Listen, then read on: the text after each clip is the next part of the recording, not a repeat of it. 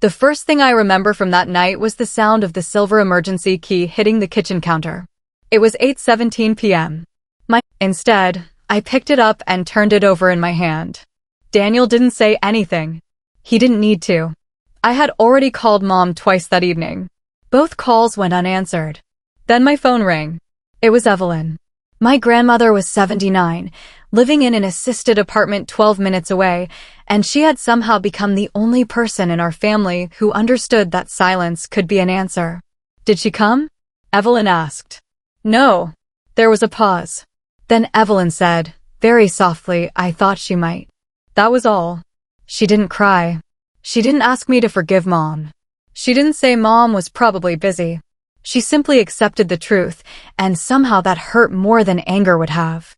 I sat at the kitchen table and remembered Claire's graduation in 2014, when Mom had canceled my promotion dinner because Claire needed emotional support.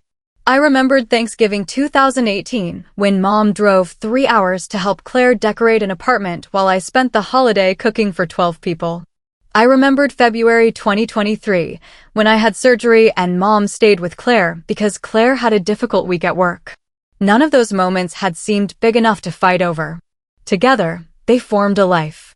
And the uncomfortable truth was that I had helped build it. I had trained everyone around me to believe I would absorb disappointment without making noise. The next morning, I called my Aunt Teresa. "Mom refused to come," I said. Teresa sighed.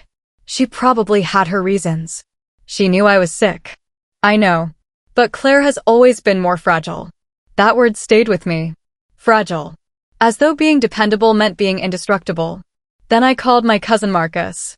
His response was almost identical. "Don't make this a thing," he said. "You know how your mom gets." I stared at the hospital bracelet still wrapped around my wrist. "That's exactly the problem," I said. Neither answered. At 11:06 a.m., Evelyn called again. This time, she wasn't asking what happened. She said, "You don't need permission to stop waiting." I sat completely still.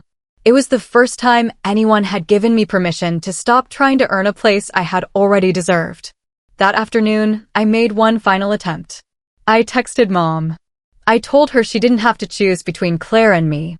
I offered to arrange transportation for Claire, pay the $86 pharmacy bill Claire had mentioned, and even drive Mom myself if she could spare 2 hours.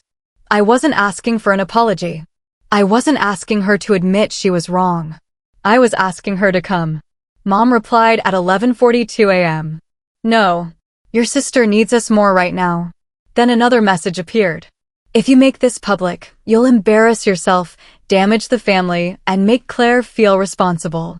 I read it 3 times. That was when I finally understood. She wasn't protecting Claire from me. She was protecting the family system from the possibility that I might stop accepting my assigned place inside it.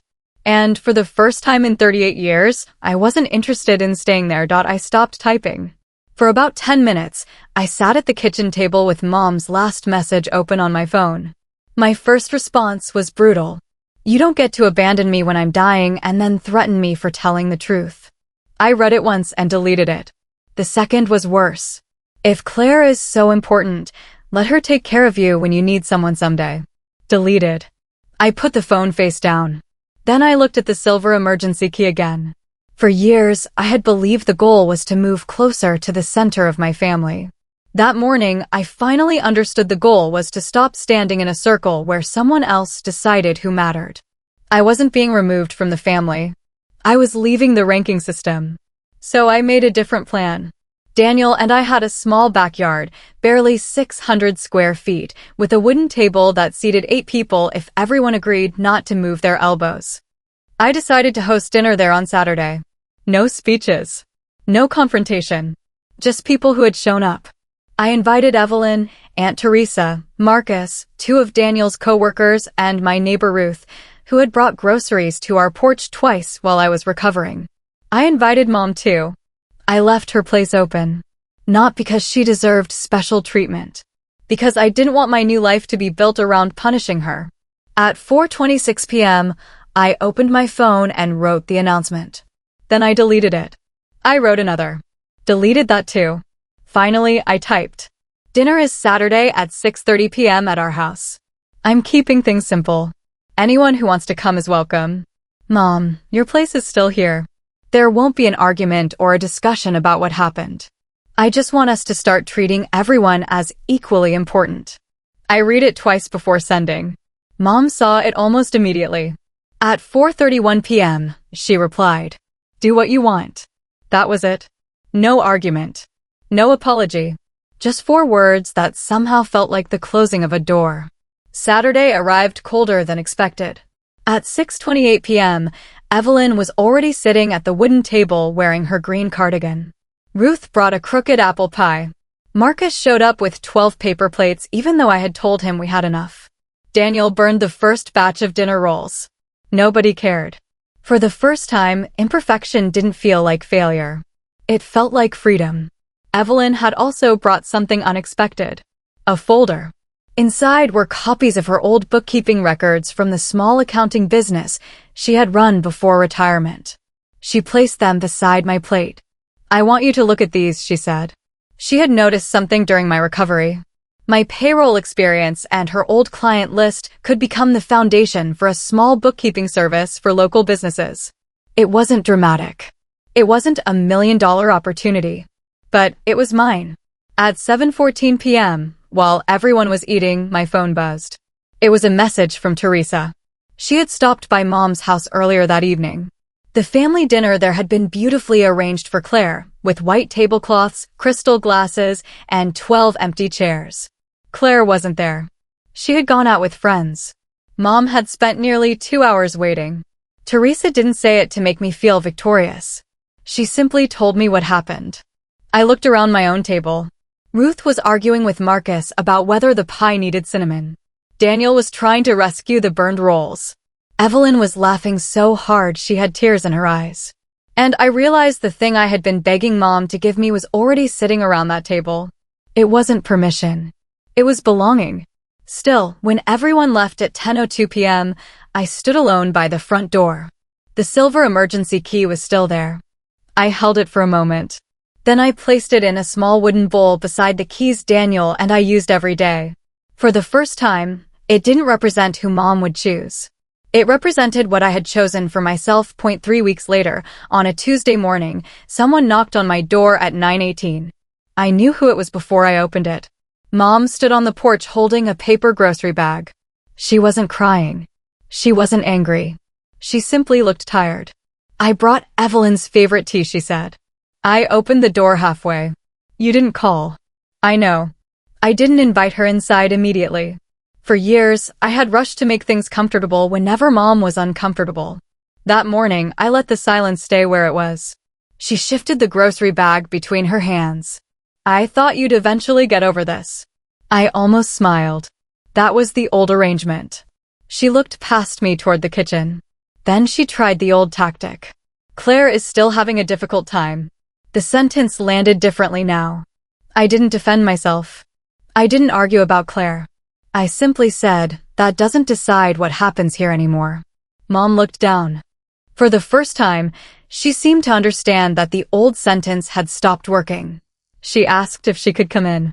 I told her she could wait until Evelyn arrived. At 9:41, Evelyn's car pulled into the driveway. Mom stood when she saw her. What happened next lasted less than 15 minutes. I won't repeat the private words exchanged between them. Some conversations belong to the people who survived the years inside them. I will only say that Mom finally admitted what I had needed her to understand. Evelyn had noticed the imbalance long before I did. Evelyn didn't comfort her. She didn't punish her either. She simply told Mom what had to change. I had one condition.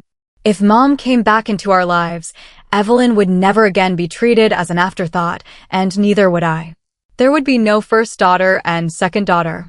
No emergency ranking. No person automatically more deserving of love. Mom agreed. Not dramatically. Just quietly. That was enough for that day. 6 months later, our family had a new ritual. Every Sunday at 5:30 p.m., whoever wanted to come brought one dish and one story from the previous week. There were no assigned seats. No special plates. No one waited for Claire before eating. Mom came almost every week. She never announced that she had changed. She simply showed it. One Sunday, I noticed the silver emergency key sitting in the wooden bowl by our front door. Mom had returned it permanently. She didn't ask for it back. She had also started carrying her own house key on a simple blue ring. It was such a small gesture that nobody mentioned it. But I understood. The old key had represented access controlled by one person. The new key represented everyone having a door they could open. Evelyn eventually began helping me build the bookkeeping business. By the following spring, we had 12 clients. Claire still had difficult days. But difficult days no longer automatically erased everyone else's needs. And I stopped measuring my worth by whether Mom came running. One year after the night I thought I might die, I stood in the kitchen at 8:17 p.m. The same time.